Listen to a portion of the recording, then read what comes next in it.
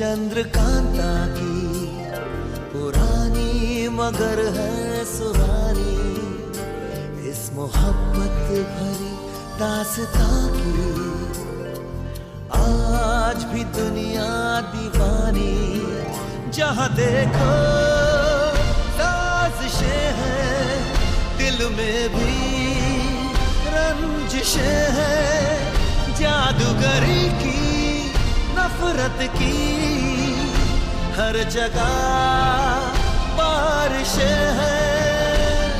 समय की धारा पे लिखी है खूबसूरत कहानी, ये कहानी है चंद्रकांता की, ये कहानी है चंद्रकांता की।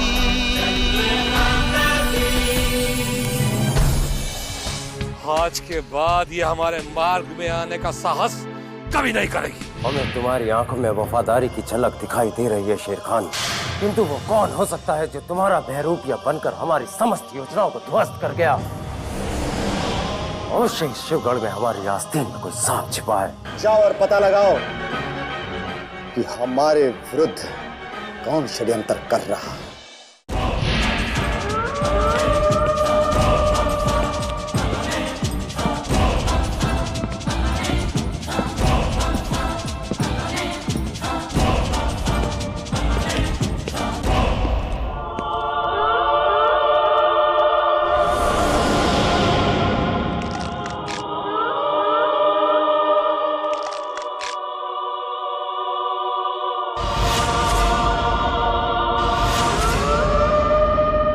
चंगेज खान अचानक महल, यानी सोमनाथ ने इस खूनी दरिंदे को महल में बुलाकर अब अपनी शक्ति का प्रदर्शन आरंभ भी कर दिया है। भवानी सिंह मेरे आका का जानी दुश्मन, अगर आका ने इजाजत दिया होता तो आज ही से जहन्नुम भेजकर इसके खून से नहा लिया होता।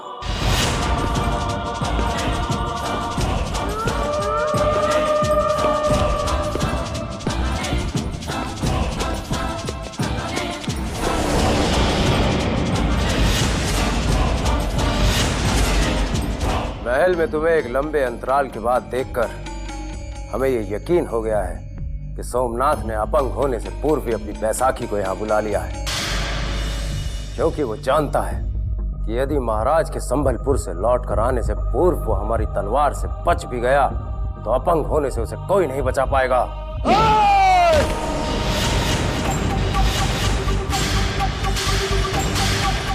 यदि आज के बाद हमारी निगाहों के सामने ये पंजा उठाया तो हम इस हाथ को ही उखाड़ कर फेंक देंगे।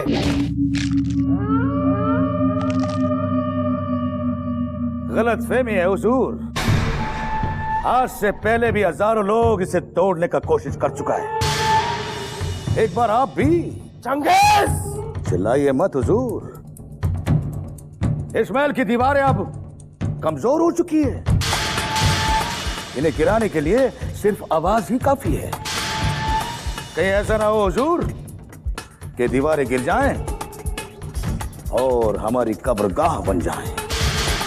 इसलिए इन चीखों को बचा कर रखिए, इंशाअल्लाह फिर मुलाकात होगी।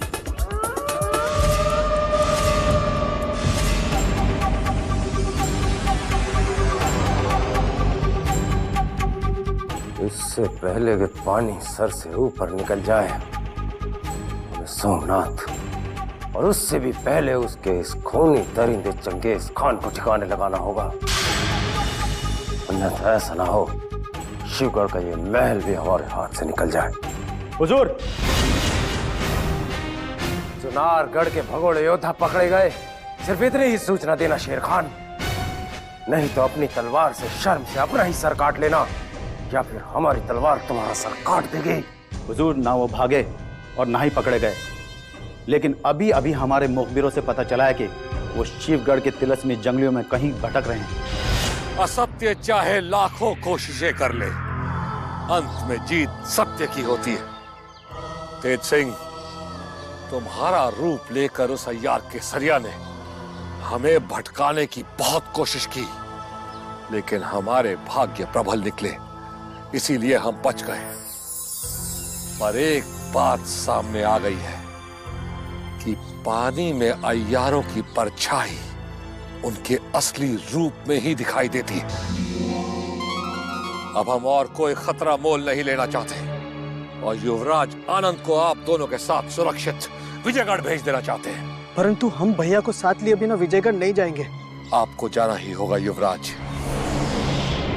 क्योंकि कदम कदम पर मौत हमारा पीछा कर रही है। अब हमें मौत से डर नहीं लगता और हम भैया के बिना अब सांस भी नहीं ले सकते, इसलिए हम विजयगढ़ अकेले नहीं जाएंगे।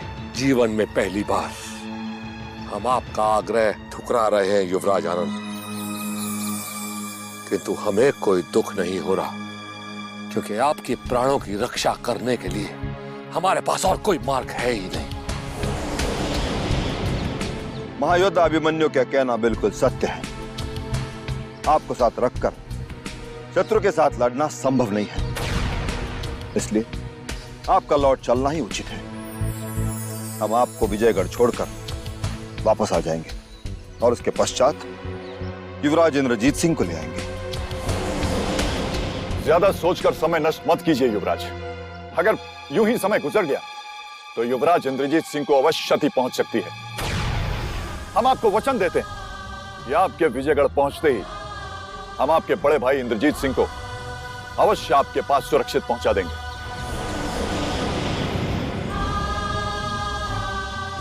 ठीक है, जैसा आप उचित समझे। अब आप दोनों युवराज आनंद को लेकर विजयगढ़ की ओर निकले और हम पता लगाते हैं कि युवराज इंद्रजीत सिंह को इन लोगों ने कहां छिपा रखा है। पर याद रहे, हम इसी स्थान पर मिलेंगे। चलिए युवराज, इस तरफ।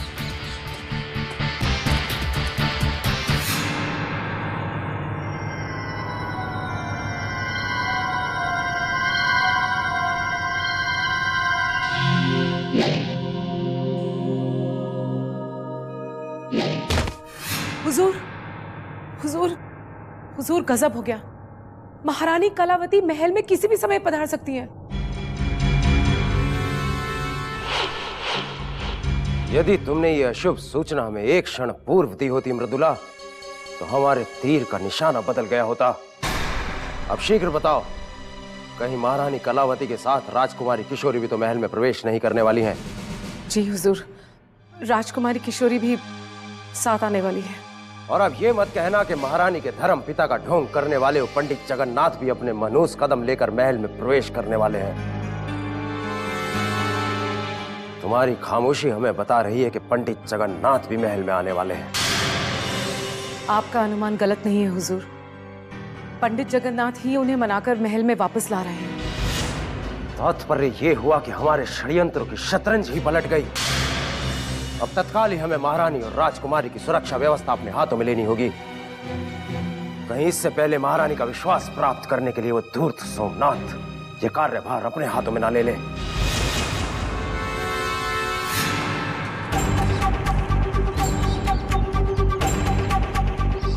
जिसका अंदेशा था वही हुआ। सोमनाथ हमसे पहले बाजी मार गया। कौन है वो अय्यार जिसने हमसे पहले महारानी के आने की सूचना सोमनाथ को पहुंचा दी?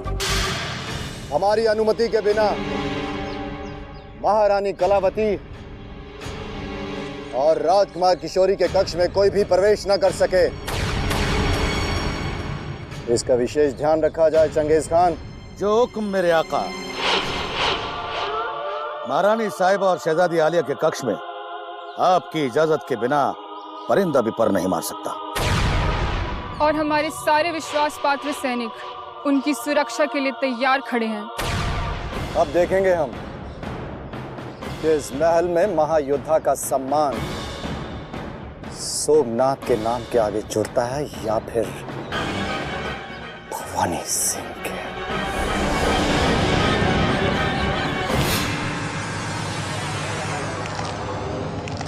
सोमनाथ, एक मयान में दो तलवार कभी नहीं रह सकती। ये हम तुम्हें पहले भी कह चुके हैं और आज फिर दोहराते हैं। महारानी के कक्ष में वायु भी हमारी अनुमति के बिना प्रवेश नहीं कर सकती, फिर किसी और की क्या बिसात है? रुक जाओ चंगेज खान, रुक जाओ। ये मत भूलो कि हम अपने प्रतिद्वंदी से मुकाबला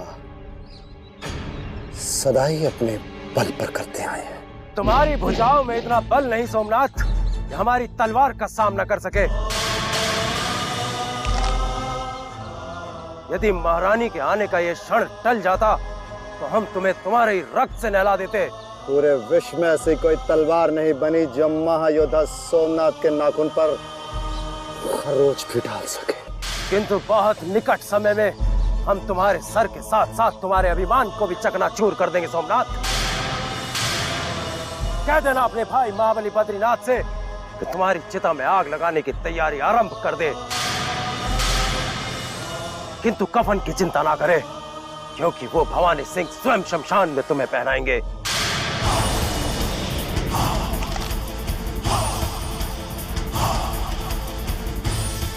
बस कुछ समय और प्रतीक्षा कर भवानी, कुछ समय। ओम सोमाय नमः स्वाहा, ओम बुद्धाय नमः स्वाहा, ओम गुरुवाय नमः स्वाहा,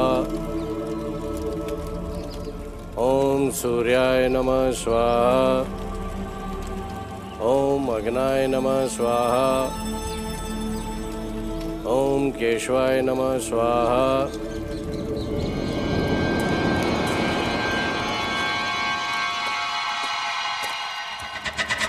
ओम सोमाय नमः स्वाहा, ओम मंगलाय नमः स्वाहा, ओम बुद्धाय नमः स्वाहा।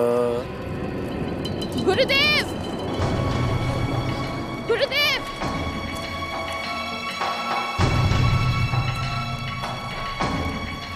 ओम सोमाय नमः स्वाहा, ओम मंगलाय नमः स्वाहा, ओम बुद्धाय नमः स्वाहा, ओम गुरुदेव नमः स्वाहा, गुरुदेव, ओम शुक्राय नमः। गुरुदेव,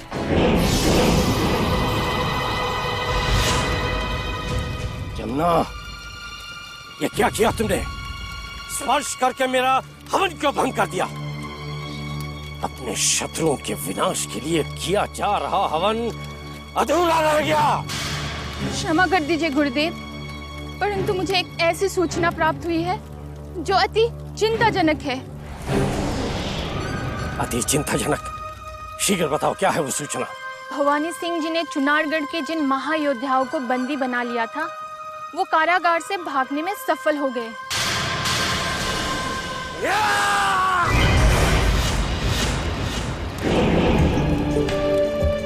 कोई हवन, कोई पूजा चंडी के काम नहीं आ सकी। मैंने सोचा था चुनारगढ़ के योद्धाओं को कारागार में विष मिला भोजन खिलाकर उनका अंत कर दूंगा और महाराज के आते ही चुनारगढ़ के महल में आक्रमण करने का ऐलान कर दूंगा, परंतु मेरी योजना पूर्ण होने से पहले ही ध्वस्त हो गई। इससे भी बुरी सूचना ये है गुरुदेव कि वो अपने साथ छोटे युवराज को ले गए जो क्रूर सिंह के बंदी थे। ये मैं क्या सुन रहा हूँ? षड्यंत्रों पर षड्यंत्र हुए जा रहे हैं और हर क्षण कोई नया रहस्य खुलते जा रहा है। चुनारगढ़ के महायोद्धाओं ने योजना बनाकर ही आत्मसमर्पण किया होगा, ये सिद्ध हो गया। अब एक और अशुभ सूचना देनी रह गई है, यदि आप अनुमति दे तो। अशुभ, अशुभ, अशुभ? आज का दिन ही अशुभ है। हमारे हवन में विघ्न का मतलब इस बात का संकेत है कि महल में कुछ अशुभ होने वाला है, अनर्थ होने वाला है। बताओ जमुना, शीघ्र बताओ, क्या शुभ समाचार लेकर आई हो तुम? सूचना कुछ ऐसी है गुरुदेव, बस अंतर केवल इतना है कि महाराज के स्थान पर महारानी कलावती अपने साथ राजकुमारी किशोरी को लेकर शिवगढ़ लौटकर आने वाली है। महारानी कलावती अचानक क्यों संबलपुर छोड़कर शिवगढ़ महल में आने वाली है? और अब उस युवराज इंद्रजीत सिंह का क्या होगा, जिसे मैंने महाराज को जीवित सौंपने का प्रण किया था? और अब तक महाराज शिवदत्त संबलपुर में बैठे क्या कर रहे हैं? वो कब तक लौट कर आएंगे? यदि तुम्हें इसके बारे में कुछ सूचना है तो शीघ्र बताओ, अन्यथा चले जाओ यहाँ से। क्योंकि आज वर्षों पश्चात चंडी का क्रोध अपनी चरम सीमा तक पहुंच चुका है। ये अब आपको मैं नहीं गुरुदेव, बल्कि पंडित जगन्नाथ ही बता सकते हैं, जो महारानी कलावती और राजकुमारी किशोरी को लेकर शिवगढ़ पधार रहे हैं। चले जाओ, मेरी दृष्टि से दूर चले जाओ जमुना। पंडित जगन्नाथ, तो चंडी की चाल को काटने के लिए महारानी कलावती तो क्या अपने समस्त देवताओं का पहरा भी शिवगढ़ के अभिशप्त महल में बिठा दे, तब भी तुझे पराजय पराजय और सिर्फ पराजय के सिवा कुछ प्राप्त नहीं होगा।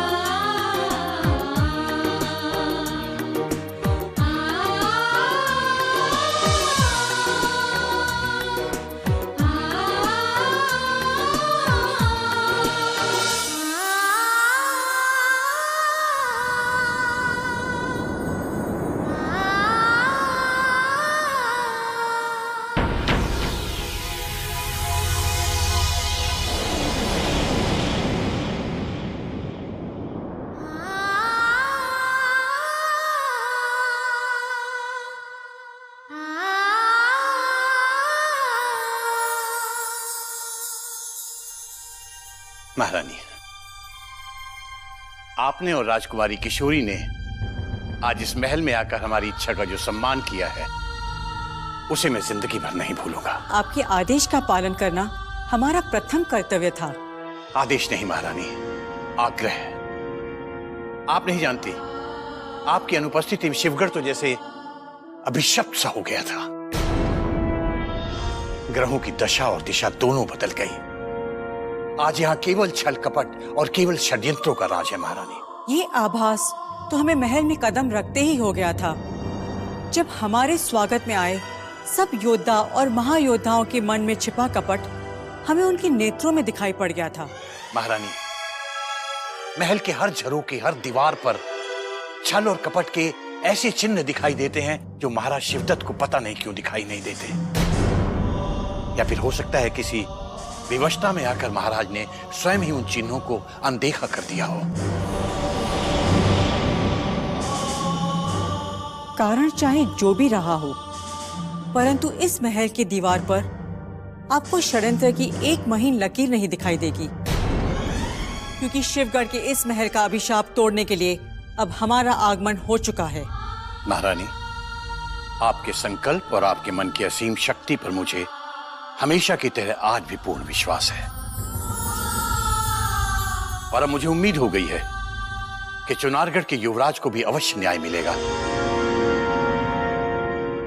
जिसे महाराज शिवदत्त के तथाकथित योद्धा जबरदस्ती उठाकर यहां ले आए हैं। अवश्य न्याय मिलेगा पंडित जी, चाहे हम रानी चंद्रकांता से आज भी घृणा करते हैं, किंतु उनके पुत्र पर कभी कोई आंच नहीं आने देंगे। हम उस युवराज से मिलना चाहते हैं पंडित जी।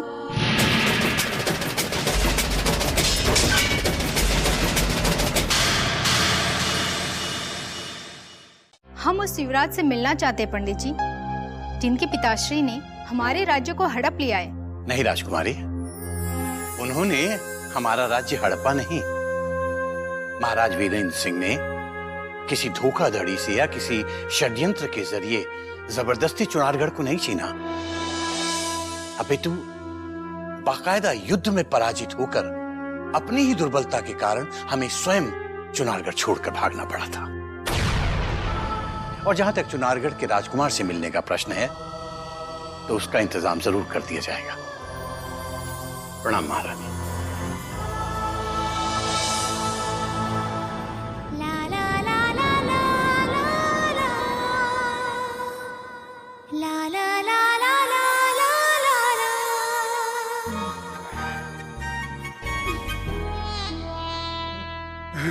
पंडित जी,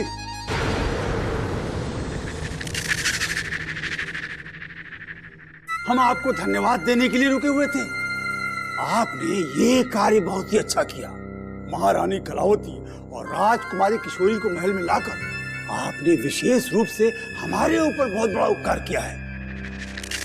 सत्य कह रहा हूँ, बहुत दिनों से सोच रहा था कि आपसे आग्रह करके उन्हें यहाँ महल में बुलवा लूं। पता नहीं कैसे आपने हमारे मन की इच्छा को जान लिया, बिना हमारे कहे। अंतर्यामी है पंडित जी, आप अंतर्यामी हैं। नहीं क्रूर सिंह, अंतर्यामी की बात नहीं है। मैं तो, मेरे जीवन का प्रथम और सबसे बड़ा उद्देश्य है तुम्हारी इच्छाओं की पूर्ति करना। किंतु एक बात समझ में नहीं आई कि महारानी और राजकुमारी के महल में होने से तुम्हें क्यों प्रसन्नता हो रही है? हम इसलिए प्रसन्न हैं पंडित जी कि महल के सारे षड्यंत्र अब समाप्त हो जाने वाले हैं और जितने भी षड्यंत्रकारी महल में छुपे हुए हैं, सबके सब दुम दबा के भाग जाने वाले हैं। क्रूर सिंह, ये बात तो तुमने बिल्कुल सही कही है। वाकई महारानी के महल में रहते हुए किसी भी षड्यंत्रकारी का बचना असंभव है। बल्कि मैं तो ये कहूंगा कि तुम भी अपने इन दोनों तुच्छे पुच्छे यारों को लेके महल से निकल लो। कहीं ऐसा ना हो बड़े बड़े षड्यंत्रकारियों के साथ तुम भी धर लिए जाओ। पंडित जी, ये आप क्या कह रहे हैं पंडित जी? आप तो भली भांति जानते हैं कि आपके पश्चात इस महल में महाराज और महारानी का कोई स्वामी भक्त है तो केवल और केवल महायोद्धा क्रूर सिंह। फिर आप इन षड्यंत्रकारियों की श्रेणी में हमारा नाम क्यों रख रहे हैं? वो बस इसलिए कि हमारी नजर में तुम्हारी न तो कोई श्रेणी है और न स्तर।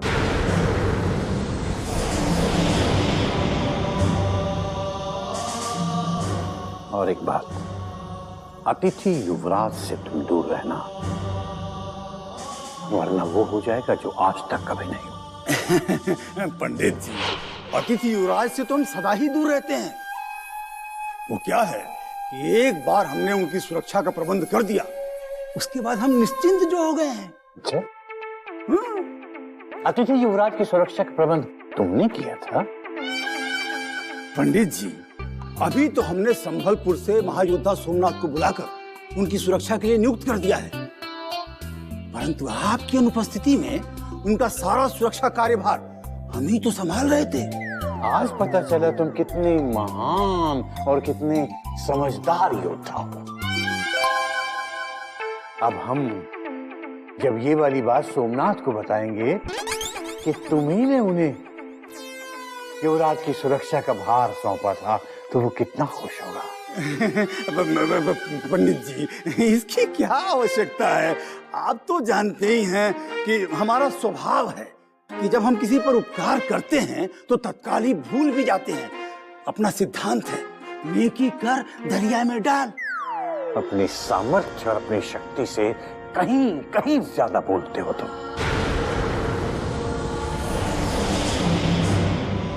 अगर तुम्हारी ये बात आज सोमनाथ सुन ली होती तो अब तक तुम्हारा ये सूअर के बालों जैसा सर तुम्हारे धड़ से अलग हो चुका होता।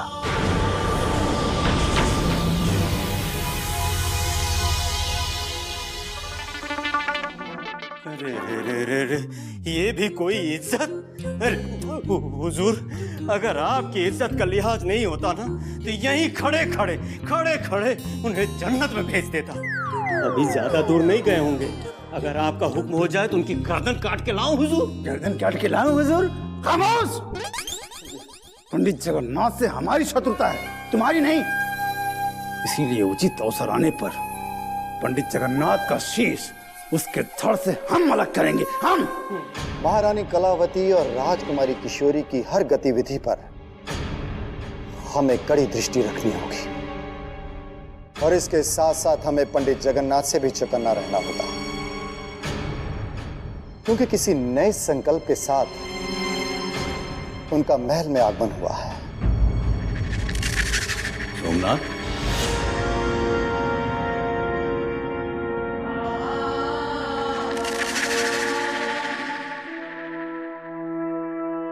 प्रणाम पंडित। जीते रहिए। आप यहाँ हमारे कक्ष में, यदि आपने हमें संदेशा भिजवा दिया होता तो हम स्वयं आपके कक्ष में आ जाते। एक ही बात है सोमनाथ, मैं इधर से गुजर रहा था, मैंने सोचा खुद ही तुमसे मिलता चलूं। दरअसल मुझे अतिथि युवराज की बहुत चिंता है। कैसे हैं वो? उनकी सुरक्षा व्यवस्था में कहीं कोई कमी तो नहीं है? युवराज इंद्रजीत सिंह की सुरक्षा की कमान अब हमारे हाथों में है पंडित जी, आप चिंता मत कीजिए। युवराज हमारी सेवा और सुरक्षा व्यवस्था से संतुष्ट हैं। हमें तुमसे यही उम्मीद थी। युवराज की सुरक्षा का भार तुम्हें सौंपकर हम घर में छुपे उन षड्यंत्रकारियों की तरफ से चिंता मुक्त हो गए हैं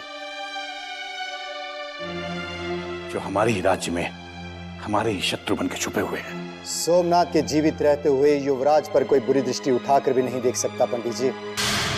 यदि समय पर हमारे बड़े भाई बद्रीनाथ जी ने हमें यहाँ ना बुलाया होता तो ना जाने भवानी सिंह और उनके जैसे अनेक शत्रुओं ने अभी तक तो युवराज के प्राण छीन लिए होते हैं। तुम्हारी बात बिल्कुल सही है। बद्री ने संबलपुर से तुम्हें यहां बुलाकर दूरदर्शिता का परिचय दिया है। अब हमें तुरंत चुनारगढ़ ये संदेश पहुंचा देना चाहिए कि युवराज इंद्रजीत सिंह सुरक्षित हैं और यथाशीघ्र उन्हें उनके राज्य में पहुंचा दिया जाएगा। महायोद्धा सोमनाथ जी के आदेश से मैंने कार्य पूर्ण कर दिया हुजूर। अभी तक तो अतिथि युवराज के माता पिता तक यह संदेशा पहुंच भी गया होगा। तुम्हारी जितनी भी तारीफ की जाए कम है। अब हमें यकीन हो गया है कि एक दिन तुम भी अपने भाई बद्रीनाथ की तरह एक महान योद्धा बनोगे। हम सोचते हैं कि युवराज इंद्रजीत सिंह को उनके राज्य पहुंचाने की जिम्मेदारी भी तुम्हें ही दे दी जाए।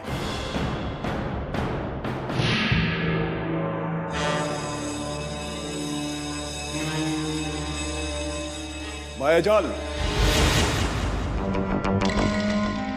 क्यों आए हो तुम सब यहाँ? मुझे अकेला छोड़ दो। अब मैं किसी से मिलना नहीं चाहती। मुझे फांसी दे दो। मैं किसी और की नहीं, केवल मृत्यु की प्रतीक्षा कर रही हूँ। हम किसी निर्दोष व्यक्ति को फांसी के फंदे पर झूलते नहीं देख सकते मायाजाल, क्योंकि चंडीलाल के कारण तुमने हमारे कारागार में बहुत कष्ट उठाए हैं, जिसका हमें सदा दुख रहेगा। अचानक मायाजाल से तुम्हें इतनी हमदर्दी क्यों हो गई? और मायाजाल राजद्रोही से निर्दोष कैसे बन गई? समय समय की बात है मायाजाल। चंडीलाल के कारण तुम्हें बहुत दुख देखने पड़े, किंतु अब तुम्हारे दुखों का अंत आ गया है। हम तुम्हें इस कारागार से मुक्त करना चाहते हैं। मुक्त? अवश्य इसके पीछे भी जरूर कोई कारण होगा। कारण है मायाजाल। यदि हमारे युवराज अतिशीघ्र चुनारगढ़ वापस लौट आते हैं तो हमारी महारानी चंद्रकांता के प्राण अभी भी बचाए जा सकते हैं। और ये कार्य तुम बहुत सरलता के साथ कर सकती हो। मैं समझी नहीं। यदि तुम चाहो तो चंडी लाल के चंगुल से हमारे युवराज अभी भी मुक्त हो सकते हैं, क्योंकि तुम ही हो जो चंडी लाल तक पहुंच सकती हो और उन्हें समझा सकती हो कि महाराज वीरेंद्र सिंह के साथ हुए उनके मतभेदों का दंड वो उनके युवराज को ना दे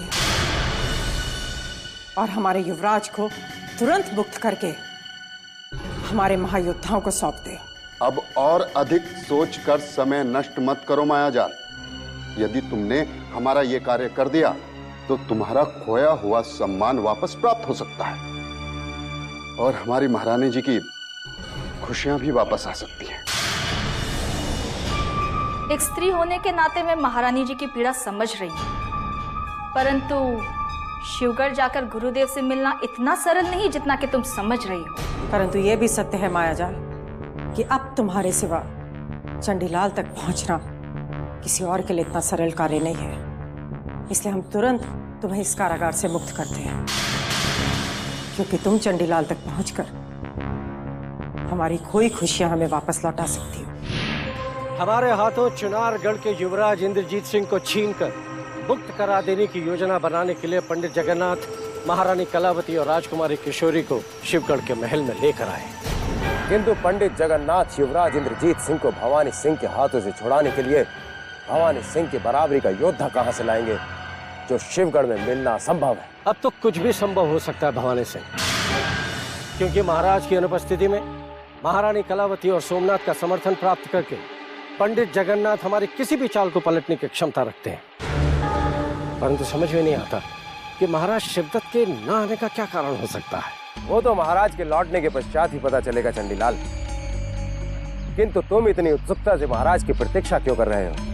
यदि महाराज शीघ्र लौट भी आए तो भी तुम्हारे हाथ कुछ नहीं लगेगा, क्योंकि महारानी के रहते युवराज को ढाल बनाकर अपना लक्ष्य पूर्ण करना अब संभव नहीं है चंडीलाल। चंडी का लक्ष्य पूर्ण नहीं हुआ तो तुम्हारा लक्ष्य भी अधूरा रह जाएगा भवानी सिंह। और इसीलिए यदि हम महाराज की प्रतीक्षा में अपना समय नष्ट करते रहे तो चुनारगढ़ के महायोद्धा छोटे युवराज की तरह बड़े युवराज को भी मुक्त करा ले जाने में सफल हो जाएंगे और हम हाथ मलते रह जाएंगे। हाथ मलते हम नहीं, तुम रह जाओगे चंडीलाल, क्योंकि शिवगढ़ के महल में कोई उड़ता हुआ परिंदा भी युवराज तक नहीं पहुंच सकता, जिसके जीवन और मृत्यु की डोर आज भी हमारे हाथों में है।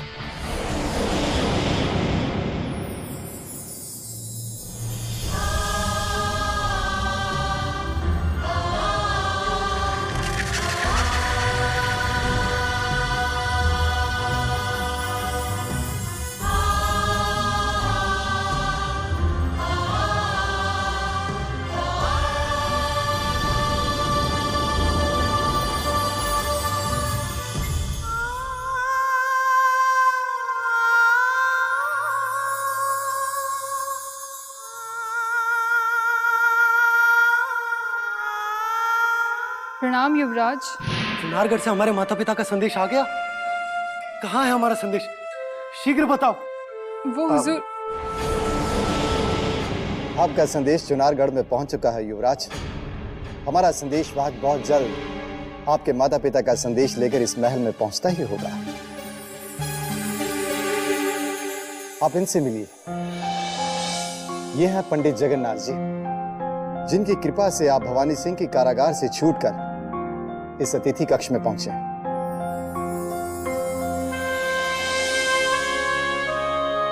आप हैं पंडित जगन्नाथ।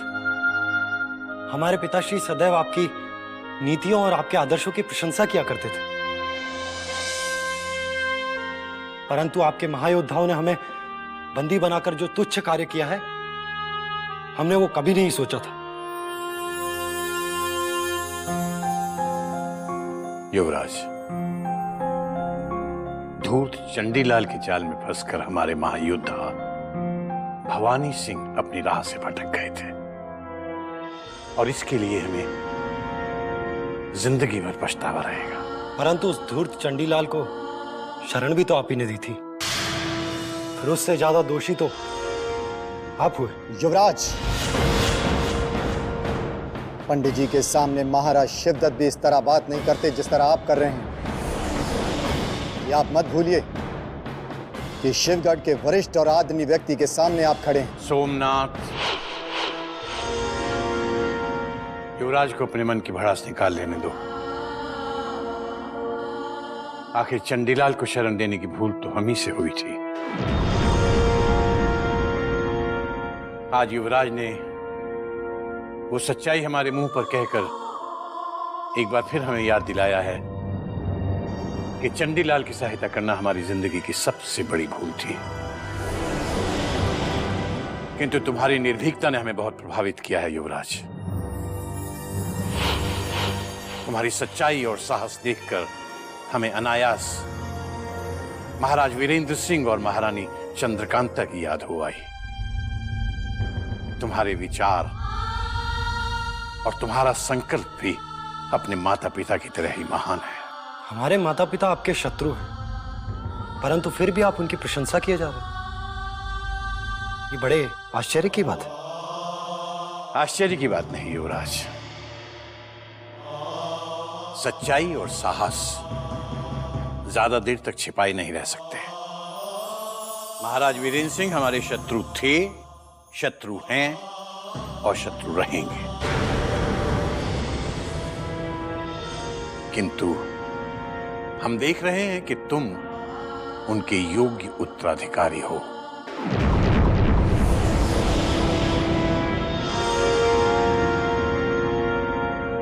अतिथि युवराज को महाराज शिवदत्त के आने तक कोई कष्ट न हो मृणालिनी, इस बात का विशेष ध्यान रखना। जी हुजूर।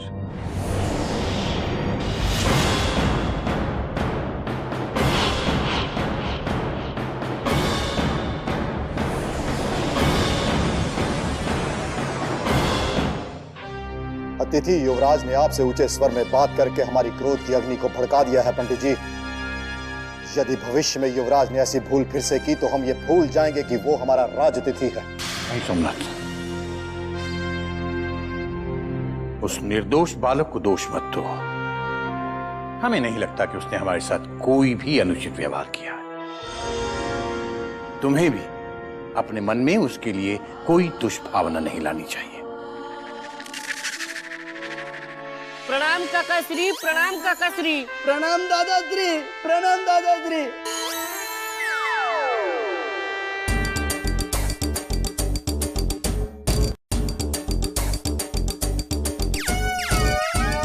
कौन है? आप इतने आश्चर्य में क्यों पड़ गए पंडित जी? ये दोनों आप ही के तो पुत्र हैं। हमारे पुत्र?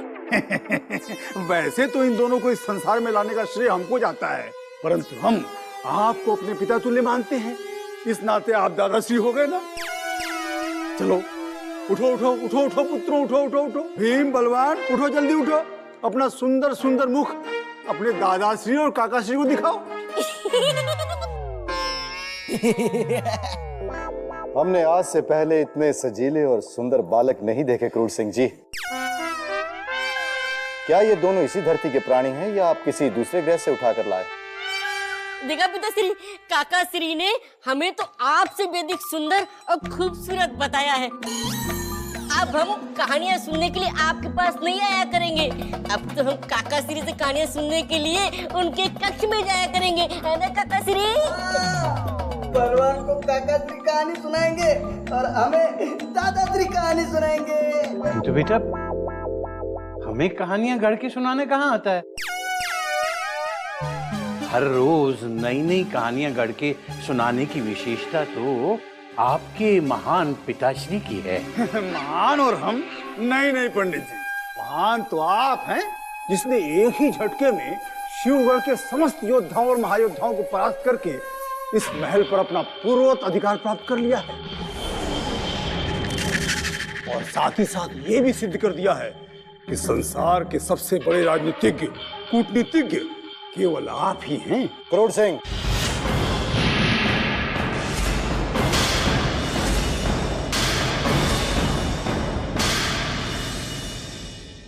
जब हमें कहानियां गढ़ के सुनाने कहाँ आता है? हर रोज नई नई कहानियां गढ़ के सुनाने की विशेषता तो आपके महान पिताश्री की है। महान और हम?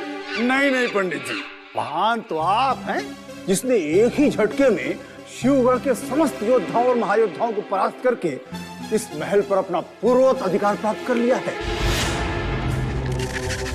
और साथ ही साथ ये भी सिद्ध कर दिया है कि संसार के सबसे बड़े राजनीतिज्ञ, कूटनीतिज्ञ केवल आप ही हैं। क्रूर सिंह, तुम जानते हो कि तुम किसके समक्ष खड़े हो?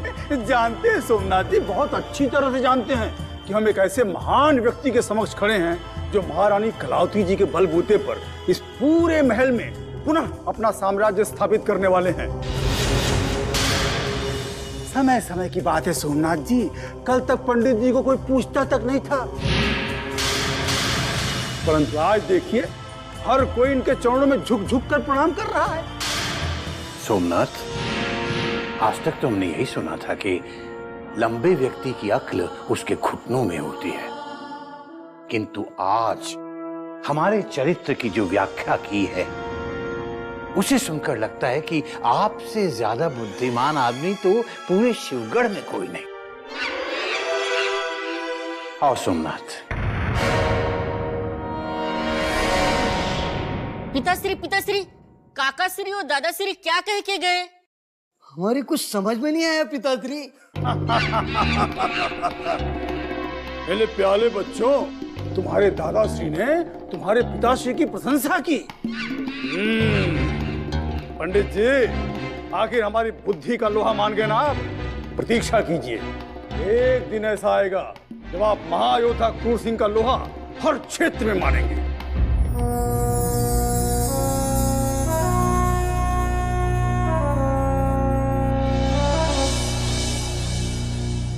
महारानी जी की जय। आपने मुझे याद किया महारानी जी। राजकुमारी किशोरी कहाँ है कोमल? कक्ष से बाहर गए उन्हें कितना समय हो गया है। राजकुमारी किशोरी महल में ही घूम रहे हैं, आप उनकी चिंता मत कीजिए महारानी जी। परंतु इतने समय से वो कहाँ घूम रही है? हमें उनकी बहुत चिंता हो रही है। वो महल से बिल्कुल अपरिचित है और महल में छिपे अनेक विश्वासघाती उन्हें क्षति पहुंचा सकते हैं। पंडित जगन्नाथ जी ने उनकी सुरक्षा का पूरा प्रबंध कर दिया है महारानी जी, और हमारे महल के अनेक गुप्तचर उन पर सुरक्षा दृष्टि बनाए हुए हैं। परंतु फिर भी राजकुमारी किशोरी को इतनी देर तक बाहर नहीं रहना चाहिए। भवानी सिंह, सोमनाथ और क्रूर सिंह जैसे व्यक्ति कभी भी किसी भी समय उन्हें किसी संकट में डाल सकते हैं, क्योंकि शिवगढ़ के सभी योद्धा एक दूसरे को समाप्त करके अपना हित साधने में लगे हुए हैं। वे शीघ्र ही कक्ष में लौट आएंगी, और वे अकेली नहीं बल्कि संध्या और शीला दोनों ही उनके पीछे पीछे साए की तरह इस महल में घूम रही हैं। इतना विशाल महल देखकर मन प्रसन्न हो गया शीला। चलते चलते सुबह से शाम हो जाए तब भी ये गलियारे खत्म नहीं होंगे। अभी तो आपने महल के गलियारे ही देखे हैं राजकुमारी किशोरी, पर जब आप महल के विशाल कक्ष, बाग बगीचे और नीले जल से भरे सरोवर देखेंगी तो फिर आप संबलपुर के महल को भूल जाएंगी, है ना संध्या? तुमने ठीक ही कहा शीला। अब आप यही रहना राजकुमारी किशोरी। आपके आने से इस सुने राजमहल में रौनक आ गई राजकुमारी जी।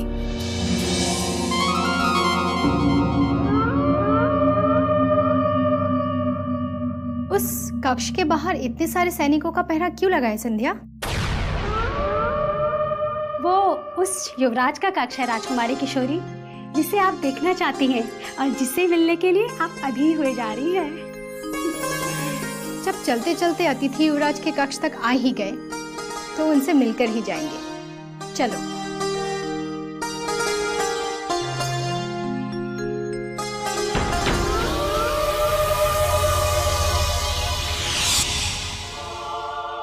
आदाब शहजादी आलिया, आप अंदर नहीं जा सकती।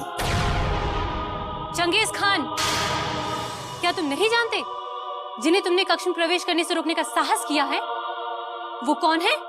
शहजादी आलिया को भारी कायनात जानती है,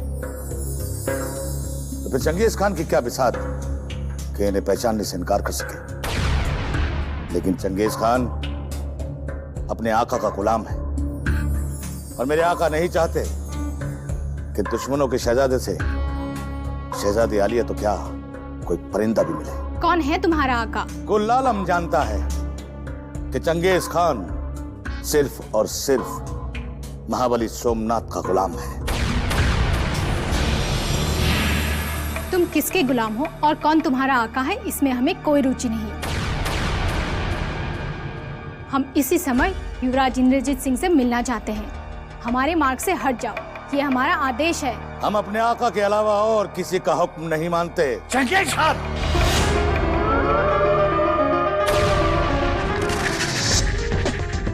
आदाब पंडित जी।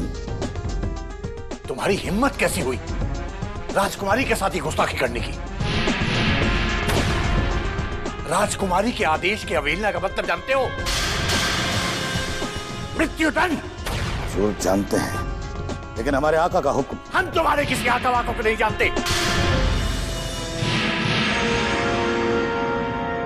आज हमारे सामने तुम्हारी ये पहली भूल है, इसलिए तुम्हें क्षमा किया जाता है। लेकिन यदि आज के बाद ये भूल दोहराई गई तो महल में न तुम रहोगे न तुम्हारे आका। हटो सामने। आइए राजकुमारी, मैं स्वयं आपको राजकुमार से मिलाने ले चलता हूं।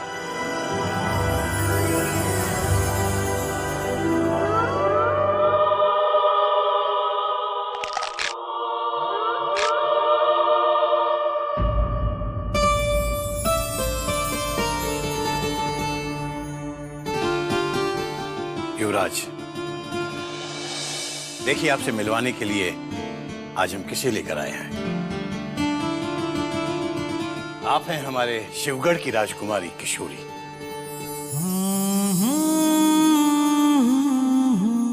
राजकुमारी, आप हैं विजयगढ़ के राजकुमार इंद्रजीत। हमने कभी सोचा भी ना था कि हमारे शत्रु के युवराज इतने सुंदर और इतने मनमोहक होंगे। प्रतीत होता है जैसे पूनम का चांद अचानक आकाश से उतरकर इस अतिथि कक्ष में निकल आया। इतना सुंदर मुखड़ा तो किसी देवलोक की अप्सरा का भी नहीं हो सकता।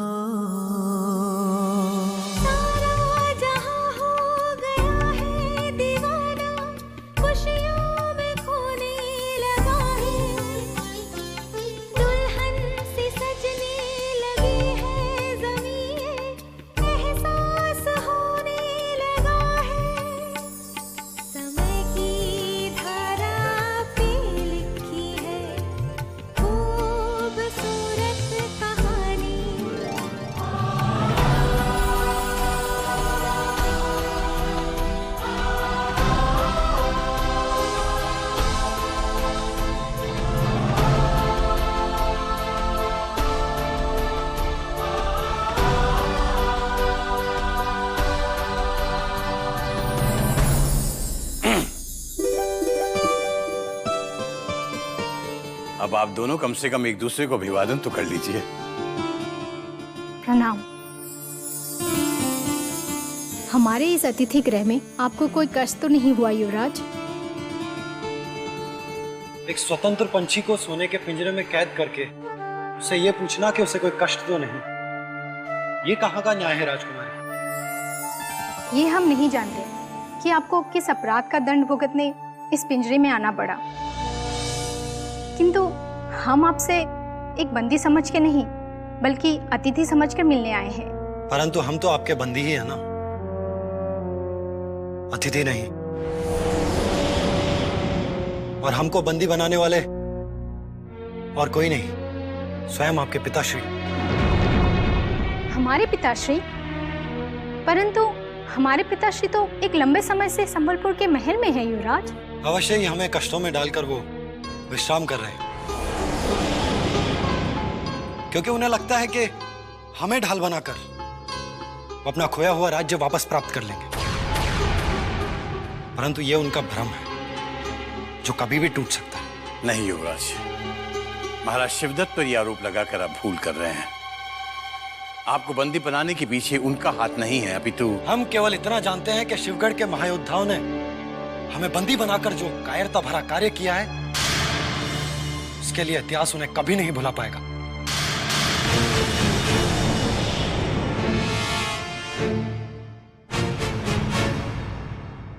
युवराज, आप निश्चिंत रहिए। इतिहास के पन्नों पर वो काले अक्षर हम कभी नहीं आने देंगे। शीघ्र अतिशीघ्र वो दिन भी आने वाला है जब महाराज शिवदत्त स्वयं सम्मान के साथ आपको यहां से विदा करेंगे। परंतु कब? हम इतने समय से हमारे माता पिता से दूर हैं और हमारे छोटे भाई आनंद न जाने वो महल में पहुंचे हैं या शिवगढ़ के मायावी जंगलों में भटक रहे हैं। हमें कुछ पता नहीं।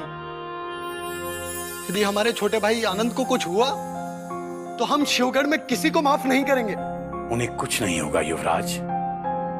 हमारे गुप्तचर उन्हें भी ढूंढ लेंगे और आपके साथ ही उन्हें भी विजयगढ़ भेज दिया जाएगा। आप निश्चिंत रहिए, महायोद्धा सोमनाथ के रहते अब आप पर कोई संकट नहीं आएगा। हमारी अनुमति के बिना राजकुमारी किशोरी युवराज के कक्ष में कैसे पहुंच गई चंगेज खान? तुमने उसे रोका क्यों नहीं? रोक चुका था हुजूर। वो तो यूं कहिए कि पंडित जगन्नाथ ने बीच में आकर मुझे आपके हुक्म की तामील न करने पर मजबूर कर दिया। पंडित जगन्नाथ? पंडित जगन्नाथ ने हमारे मार्ग में कांटे बछाना आरंभ कर दिया है। अब उसे मार्ग से हटाने का निर्णय लेना ही पड़ेगा।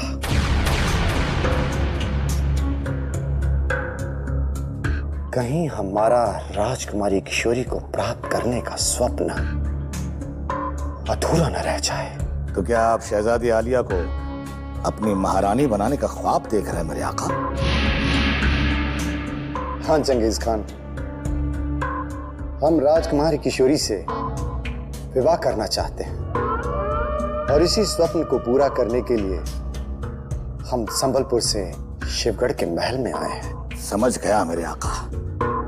आप राजकुमार की हिफाजत करने के बहाने से महाराज शिवदत्त के वारिस बनना चाहते हैं।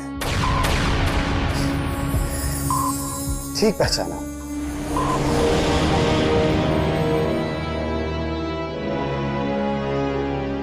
जैसे ही हमें पता चला कि पंडित जगन्नाथ महारानी कलावती और राजकुमारी किशोरी को लेकर राजमहल में पहुंच रहे हैं, तो हम युवराज इंद्रजीत सिंह की सुरक्षा के बहाने यहां आ गए। परंतु हम ये नहीं जानते थे कि राजकुमारी किशोरी आते ही युवराज से मिलने चली जाएगी, और जिसे हम कभी जीवित नहीं देखना चाहते।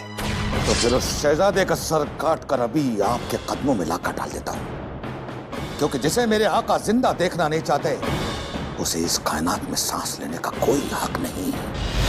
ठहरो चंगेज खान, अभी हमने तुम्हें युवराज को खत्म करने का आदेश नहीं दिया, केवल अपनी इच्छा जताई है। तो फिर अपनी इस हसरत को जल्द से जल्द पूरा कर लीजिए मेरे आका, क्योंकि बहुत दिनों से चंगेज खान ने किसी का खून नहीं किया, और जब तक चंगेज खान आपके दुश्मनों का खून नहीं कर लेगा तब तक उसके नहाने का इंतजाम नहीं होगा। पंडित जगन्नाथ का वध करके तुम अपने स्नान के लिए रक्त का प्रबंध कर सकते हो चंगेज खान। हम तुम्हें हुक्म देते हैं कि पंडित जगन्नाथ का वध कर दिया जाए। आपका ये एहसान ये चंगेज खान ताउम्र याद रखेगा। अब देखिएगा, पंडित जगन्नाथ का खून करके ये चंगेज खान उस पुराने खून से मल मल कर नहाएगा। परंतु एक बात याद रहे, हमें एक तीर से दो शिकार करने हैं। पंडित जगन्नाथ के शव से निकले रक्त के छींटे भवानी सिंह के माथे पर पड़ने चाहिए, जब महाराज शिवदत्त की स्वामी भक्ति के नाम का काला टीका लगाए माथे पे घूमते हैं। और फिर हम देखेंगे कि राजकुमारी किशोरी और महायोद्धा सोमनाथ के बीच में आने का साहस कौन करता है।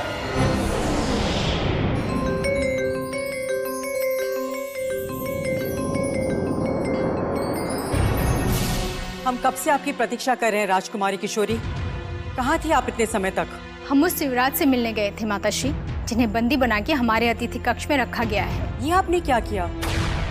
हमारी अनुमति लिए बिना आप उस युवराज से मिलने पहुंच गए जो हमारी शत्रु का पुत्र है? ये जानने के लिए कि उनका अपराध क्या है, क्यों उन्हें बंदी बना के हमारे महल में लाया गया है। ये सब जानने का आपको कोई अधिकार नहीं है, क्योंकि आपकी उम्र खेलने कूदने की है, राजनीति में उलझने की नहीं। हम अब बड़े हो चुके हैं माताश्री, इसीलिए हमें पूरा अधिकार है जानने का कि किनके आदेश पर हमारे महायोद्धाओं ने उन्हें अपहरण करके बंदी बनाने का घृणित कार्य किया है। कौन है वो कायर जिसने हमारे पिताश्री की स्वच्छ छवि पर यह कलंक का टीका लगाया है? कैसे बताएं कि ये घृणित कार्य स्वयं आपके पिताश्री के आदेश पर हुआ है? यदि हमने सत्य बता दिया तो जिस पिता का आप संसार में सबसे अधिक आदर करती हैं, उन्हीं से सबसे अधिक घृणा करने लगेंगी, जो हम कभी नहीं चाहते। अब किस सोच में पड़ गए हैं माताश्री? हमारे प्रश्न का उत्तर क्यों नहीं दे रही हैं आप? बताइए, कौन है वो दुष्ट? किशोरी, अपने मर्यादा में रहो। यदि आपके पिताश्री को पता चल गया कि आप उस युवराज से मिलने उनके कक्ष में गई थी, तो आपके साथ साथ वो हमें भी दंड दे सकते हैं, क्योंकि हमारी उपस्थिति में आपसे ये बड़ी भूल हो गई है।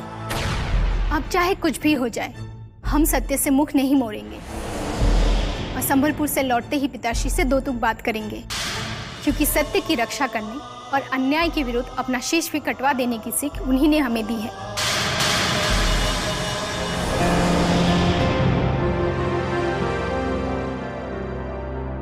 हमने कभी सोचा भी न था कि शिवगढ़ के इस महल में कदम रखते ही हमें अपने ही राजकुमारी से सत्य छुपाना पड़ेगा। किंतु जब सत्य सामने आएगा तो पता नहीं इस महल में क्या भूचाल आएगा।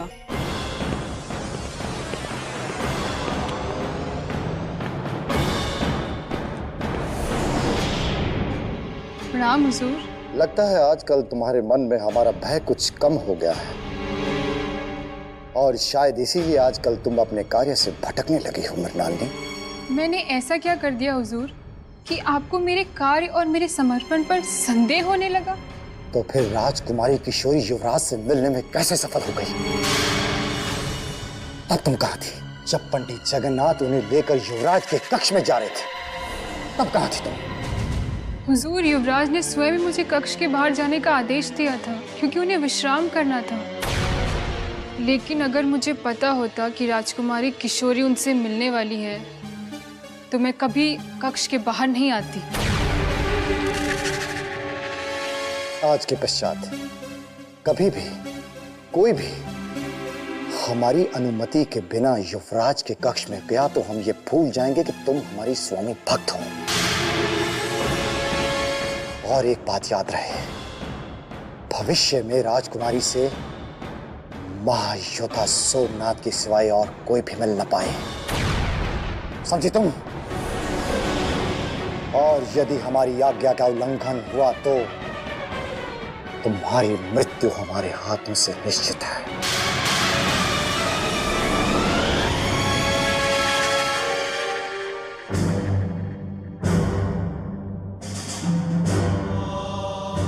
मैं सोमनाथ के बारे में क्या सोचता था और ये क्या निकला?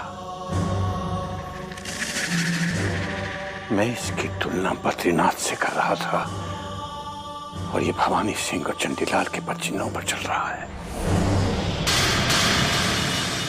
पंडित जगन्नाथ की महल में उपस्थिति के कारण हमें ऐसा महसूस होने लगा है जैसे महल में हम कोई अजनबी हैं। पहले बद्री, फिर सोमनाथ और अब पंडित जगन्नाथ और महारानी कलावती। हमारे रास्ते को अवरुद्ध करने के लिए इतने सारे लोग, और किसी की भी समझ में ये नहीं आता कि हमने ये सब महाराज शिवदत्त की योजना को सफल बनाने के लिए किया है। तुम्हारा सोचना एकदम ठीक था चंडीलाल। सोमनाथ का पंडित जगन्नाथ को युवराज इंद्रजीत सिंह से मिलवाना यह सिद्ध करता है कि बद्री के उपरांत अब पंडित जगन्नाथ को सोमनाथ पर भरोसा होने लगा है। यदि पंडित जगन्नाथ के कारण महारानी कलावती का विश्वास प्राप्त करने में सोमनाथ सफल हो गया तो क्या होगा चंडीलाल? तो ये निश्चित है भवानी सिंह कि तुम्हें महल छोड़कर मेरे साथ कुटिया में रहना होगा। इससे पहले हम पंडित जगन्नाथ का वध कर देंगे। स्थिति तो कुछ अब ऐसे ही बनती जा रही है, परंतु महारानी कलावती के धर्मपिता का वध करके तुम महल के द्वार अपने लिए सदा सदा के लिए बंद कर लोगे। किंतु हमारे सामने अब पंडित जगन्नाथ को हटाने के अलावा कोई दूसरा विकल्प नहीं है। तुम्हारा सोचना उचित है भवानी सिंह, परंतु उस मार्ग में एक मोड़ लेना अति आवश्यक। कैसा मोड़? तुम योद्धा अवश्य हो भवानी सिंह, किंतु कूटनीति में कमजोर हो। और फिर वो कूटनीतिज्ञ ही क्या, जो एक तीर से दो शिकार न कर सके। मतलब कूटनीति तो यही कहती है कि वध हो पंडित जगन्नाथ का और दोष आए सोमनाथ और चंगेज खान पर। तो फिर समझो अब सोमनाथ और चंगेज खान दोनों ही शिवगढ़ के महल में अधिक दिनों तक अतिथि नहीं रहेंगे, क्योंकि अब पंडित जगन्नाथ की चिता जलने का समय आ चुका है।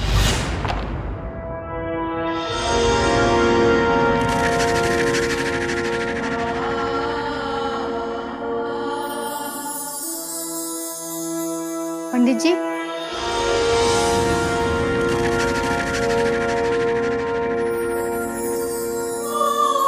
राजकुमारी,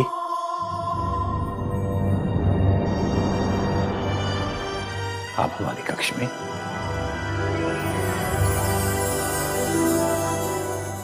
क्या बात है राजकुमारी, आपके मुख पर ये गहरी चिंता की रेखाएं मैं आज पहली बार देख रहा हूं। उदास क्यों हैं आप?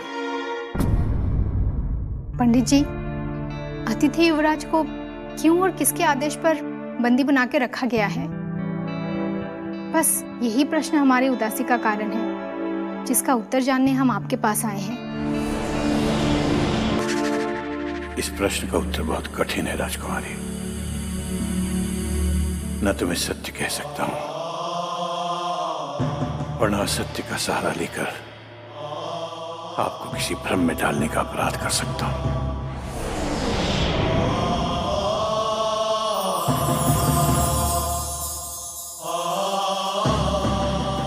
ये प्रश्न पूछते ही आप भी माताश्री की तरह की सोच में पड़ गए पंडित जी। यदि आपने भी हमें टालने का प्रयास किया तो हम पहली बार आप दोनों की अनुमति के बिना तुरंत संबलपुर में संदेशा भिजवाकर अपने पिताश्री से इस प्रश्न का उत्तर जानने के लिए विवश हो जाएंगे।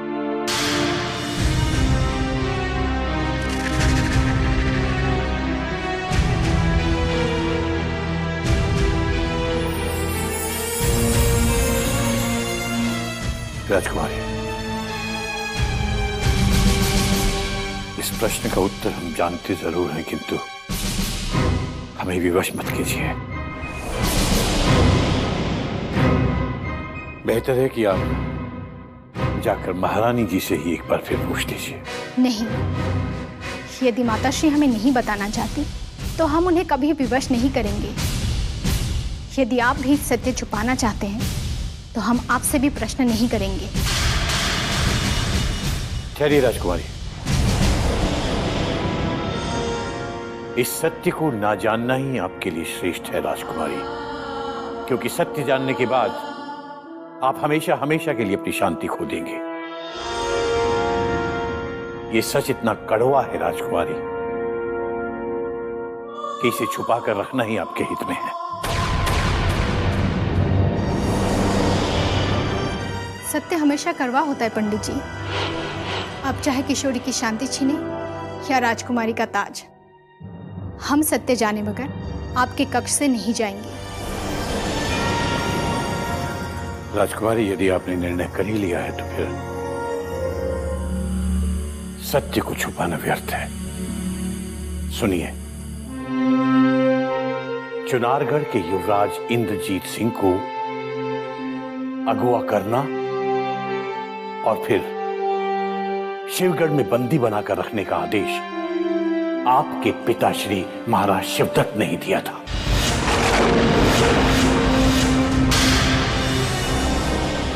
नहीं, पिताश्री ये घिनौना कार्य कैसे कर सकते हैं? वो ये कर चुके हैं राजकुमारी। युवराज इंद्रजीत के बदले में महाराज वीरेंद्र सिंह से चुनारगढ़ का सौदा करने की योजना है उनकी, और ये योजना उनके संबलपुर से लौटते ही कार्यान्वित कर दी जाएगी। अचानक क्या हो गया है जो हमारी नीतिवान और न्यायप्रिय पिताश्री राह से भटक गए? अपने पराजित राज्य को प्राप्त करने के लिए वो इतने नीचे कैसे गिर सकते हैं? किंतु हम अपने जीते जी उन्हें ये कार्य कभी नहीं करने देंगे जो संसार में उनके यश और उनकी कीर्ति के विनाश का कारण बने।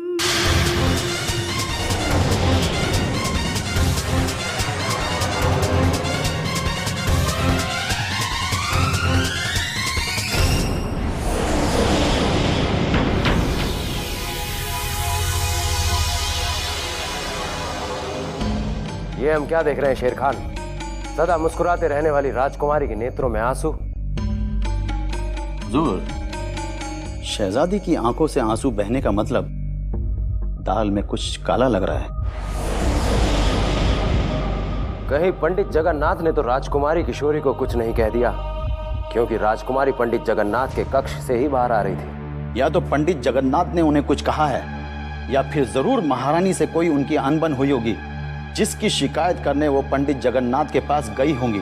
ये तुम कैसे कह सकते हो? क्योंकि एक बार हमारे जासूसों से पता चला था कि संबलपुर के महल में महाराज और महारानी से शहजादी की कुछ अनबन हुई थी। शायद उसी को लेकर दोबारा फिर कोई अनबन हुई होगी।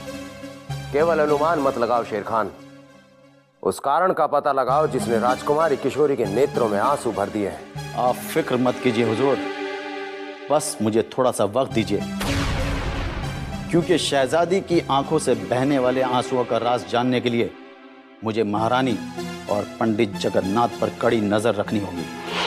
अपनी दृष्टि महल के कोने कोने में लगा दो शेर खान, क्योंकि अब इस रहस्य से पर्दा उठना अति आवश्यक हो गया है। राजकुमारी किशोरी के नेत्रों से बहने वाले आंसू हमें भविष्य के आने वाले संकट की अशुभ सूचना दे रहे हैं।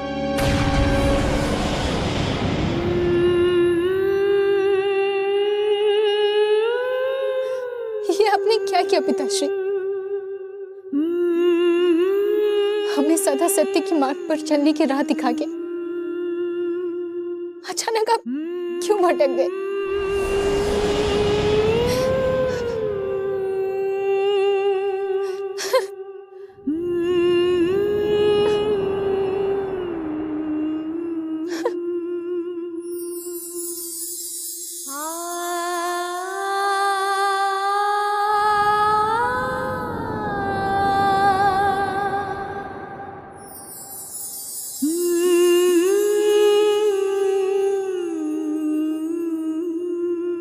प्रणाम राजकुमारी जी।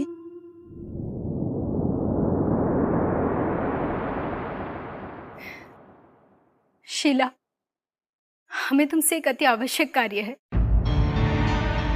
क्या तुम हमारी ये कठिन कार्य कर पाओगी? आपके दिए हुए एक आदेश पर तो मैं अपने प्राण भी त्याग सकती हूँ राजकुमारी जी। तो फिर भला आपका दिया हुआ कोई कार्य हमारे लिए कठिन कैसे हो सकता है? किंतु आपकी आंखों में ये आंसू।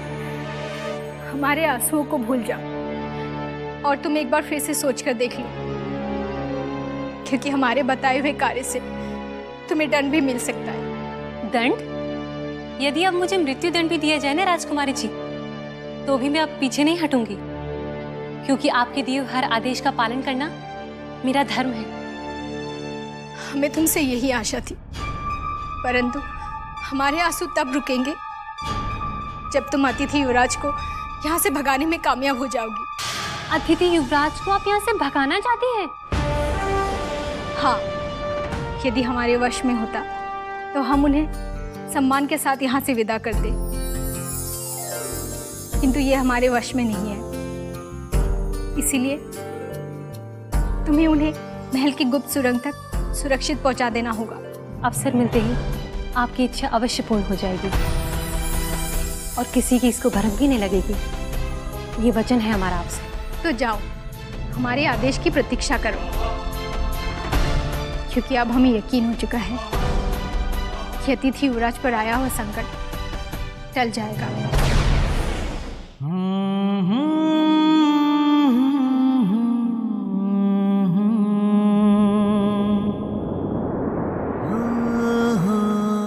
युवराज इंद्रजीत सिंह की जय हो। क्या बात है युवराज, कुछ दिनों से तो आप बहुत प्रसन्न लग रहे थे, आज अचानक यूं चिंताजनक। राजकुमारी किशोरी कहाँ है? वो महल में है या नहीं? उस दिन के पश्चात वो हमसे मिलने क्यों नहीं आई? क्षमा कर दीजिए युवराज, लेकिन आप अपने मन से राजकुमारी जी से मिलने का विचार त्याग दीजिए, इसी में आपकी भलाई होगी। हमें तुमसे सीख लेने की आवश्यकता नहीं है मृणालिनी। जितना प्रश्न पूछा जाए उतना ही उत्तर दो। राजकुमारी किशोरी इस महल में है या वो संबलपुर लौट गई है? नहीं युवराज, राजकुमारी जी अभी शिवगढ़ के महल में ही है। राजकुमारी महल में है? तो फिर वो क्या कारण हो सकता है कि वो हमसे मिलने नहीं आई? बुरा मत मानिए युवराज, लेकिन अब उनको आपसे मिलने में कोई रुचि नहीं है। झूठ बोल रहे हो तुम मृणालिनी। हमने स्वयं राजकुमारी की आंखों में हमारे लिए सम्मान और अपनापन देखा था। उसे हम कभी नहीं भूल सकते। ये आपकी सिर्फ एक भूल है युवराज, आपकी आंखों का भ्रम है ये। अरे उस राजकुमारी के मन में आपके लिए कैसे सम्मान जाग सकता है, जिसके पिता और आपके पिता एक दूसरे के शत्रु हैं। हम कुछ नहीं जानते मृणालिनी। हम केवल इतना जानते हैं कि हमारा मन राजकुमारी से मिलने के लिए व्याकुल है। उन्हें तुरंत ये संदेश भिजवा दिया जाए कि हम उनसे मिलना चाहते हैं, उन्हें देखना चाहते हैं। राजकुमारी किशोरी को मन में बसाकर ये भोला युवराज स्वयं को मृत्यु के मुख में धकेलने जा रहा है और मेरे प्राण भी संकट में डालने का जाने अनजाने प्रयास कर रहा है। तुम सोच क्या रही हो मृणालिनी? तुरंत हमारा संदेश लेकर जाओ। यदि महायोद्धा सोमनाथ जी या भवानी सिंह जी को पता चल गया तो आपका जीवन संकट से घिर जाएगा।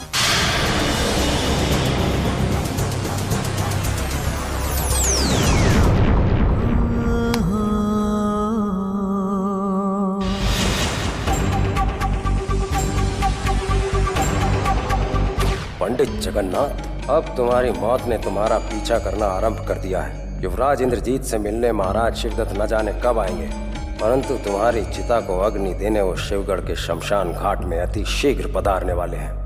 तुम चाहकर भी हमें अपने रास्ते से कभी नहीं हटा पाओगे, और जब तक हम जीवित हैं तुम्हारा कोई षड्यंत्र कामयाब नहीं हो सकता।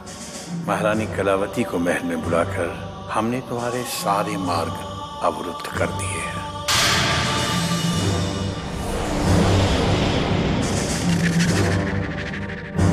प्रणाम पंडित जी। पता नहीं क्यों, किंतु चाहते हुए भी आज हमारे ये हाथ तुम्हें आशीर्वाद देने के लिए नहीं उठ पा रहे हैं। लगता है अब ये हाथ तुम्हें आशीर्वाद देने के लिए कभी नहीं उठेंगे। इसका अनुमान हमें पहले से ही था पंडित जी, इसीलिए भवानी सिंह के सर से आपके हाथ फिसलकर उस सोमनाथ के निर्बल कंधों पर जा रखे गए। किंतु देखिए पंडित जी, हमने आज भी हमेशा की तरह आपके चरण स्पर्श करके अपना कर्तव्य पूर्ण किया। कर्तव्य?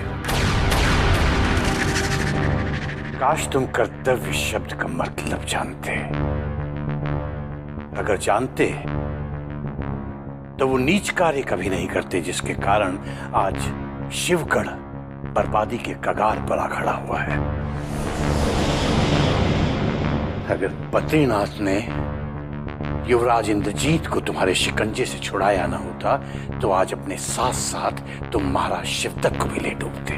ये तो समय ही बताएगा पंडित जी, कौन किसे लेकर डूबता है। किंतु हमारे प्रतिद्वंदी सोमनाथ को अपना आशीर्वाद देकर आपने ये सिद्ध कर दिया है कि आप आज भी घमंडी और चापलूस लोगों को पसंद करते हैं। अपनी शक्ति और सामर्थ्य से बाहर पांव फैलाने की कोशिश करोगे तो अपने बचे कुछ अधिकारों से भी वंचित कर दिए जाओगे। आज अगर महाराज शिवदत्त यहां होते तो इस महल से नहीं तुम्हें अब तक शिवगढ़ राज्य से बाहर खदेड़ दिया गया होता।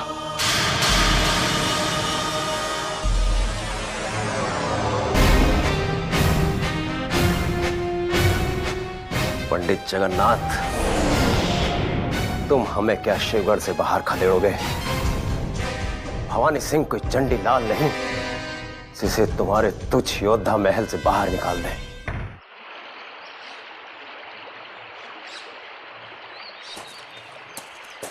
गुरुदेव! गुरुदेव! गुरुदेव! क्या बात है जमुना? क्या समाचार है? प्रणाम गुरुदेव। आयुष्मान भव। कहो जमुना, क्या समाचार है? आपका अनुमान सही था। महाराज शिवदत्त संबलपुर में विश्राम कर रहे हैं। परंतु महाराज कब तक संबलपुर में बैठे बैठे विश्राम करते रहेंगे? क्या कारण है कि वो संबलपुर जाते ही शिवगढ़ को भूल गए? कारण केवल महारानी कलावती और राजकुमारी किशोरी है गुरुदेव। जब तक वो दोनों शिवगढ़ के महल में रहेंगे तब तक महाराज का महल लौट के आना असंभव ये तुम क्या कह रही हो जमुना? यदि महाराज अति शीघ्र लौट कर नहीं आए तो अनर्थ हो जाएगा और शिवगढ़ में मेरा एक क्षण भी रुकना असंभव हो जाएगा। परंतु महारानी और राजकुमारी के आने से महाराज इतने भयभीत क्यों हैं? उन्हें महारानी और राजकुमारी के सामने अपनी पोल खुल जाने का भय सता रहा है गुरुदेव। वो नहीं चाहते कि चुनारगढ़ के युवराज को अगवा करके बंदी बनाने का आरोप उन पर लगे और उन्हें नीचा देखना पड़े। यदि महारानी का आगमन नहीं होता तो महाराज शिवगढ़ के महल में कब के पहुंच चुके होते और हमारी योजना भी सफल हो गई होती। परंतु पंडित जगन्नाथ ने महारानी और राजकुमारी को बुलाकर हमारे सारे मार्ग अवरुद्ध कर दिए हैं और इसीलिए अब पंडित जगन्नाथ का क्षण भर के लिए भी जीवित रहना उचित नहीं होगा। आपने इस कार्य के लिए भवानी सिंह जी को मना तो लिया है गुरुदेव, इसलिए आप चिंता मत कीजिए। वो अवसर मिलते ही पंडित जी को समाप्त कर देंगे। पता नहीं वो अवसर कब आएगा जमुना। अब हम और प्रतीक्षा नहीं कर सकते, अन्यथा युवराज हमारे हाथों से निकल जाएगा और आत्मघात करने के सिवा हमारे पास कोई और दूसरा मार्ग नहीं बचेगा। इसलिए पंडित जी का वध करवाने के लिए मैं पहले से ही जोरावर सिंह के पास जा रहा था। जोरावर सिंह? आप कहीं तेजपुर के उस जोरावर सिंह की तो बात नहीं कर रहे हैं जो अनगिनत मनुष्यों की हत्या कर चुका है? हाँ जमुना, मैं उसी क्रूर हत्यारे से मिलने तेजपुर ही जा रहा हूँ। तब तक तुम शिवगढ़ के महल और महल में छिपे हमारे समस्त शत्रुओं की गतिविधियों पर अपनी दृष्टि जमाए रखना।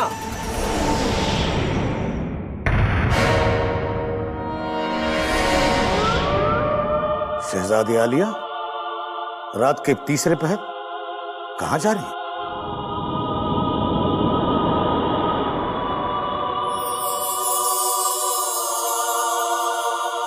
शाही मेहमान खाने में?